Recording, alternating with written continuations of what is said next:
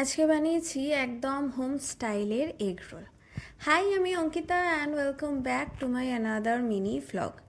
কদিন ধরেই খুব এগ রোল খেতে ইচ্ছে করছিল। আসলে কলকাতায় এত গরম পড়ে যে এই গরম পড়ার সাথে সাথেই আমরা একটু বাইরের খাবারটা বন্ধ করে দিই। এই মাসে একদিন কি দুদিন খাওয়ার চেষ্টা করি, তার বেশি নয়।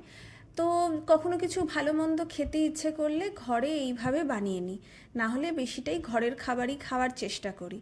তো সেদিনকে একদম হোম স্টাইলের এগ রোলটা বানিয়েছিলাম। আসলে যখন আমরা লন্ডনে থাকতাম তখন আমরা ওখানে ফ্রোজেন পরাঠা দিয়ে বানাতাম। ইভেন লন্ডন থেকে এখানে মুভ করার পরও আমরা ফ্রোজেন পরাঠা দিয়েই এগ রোলটা বানাতাম।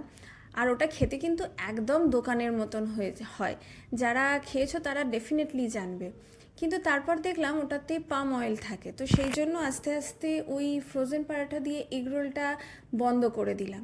তো এখন যে এটা যেটা বানিয়েছি একদমই যেহেতু হোম স্টাইল, ওই জন্য এটাতে আমি কোনো রকম ইভেন ময়দাও পর্যন্ত অ্যাড করিনি। আর খুব কম তেল, যতটা কম তেল দেয়া যায় আর কি, সেরকমই কম তেল দিয়ে আমি এই এগ রোলটা বানিয়েছি। অনেক সময় এটাতে না আমি লেটুস বা চেরি টমেটো এগুলোও কিন্তু অ্যাড করি।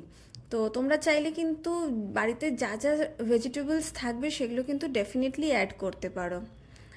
By, follow for more.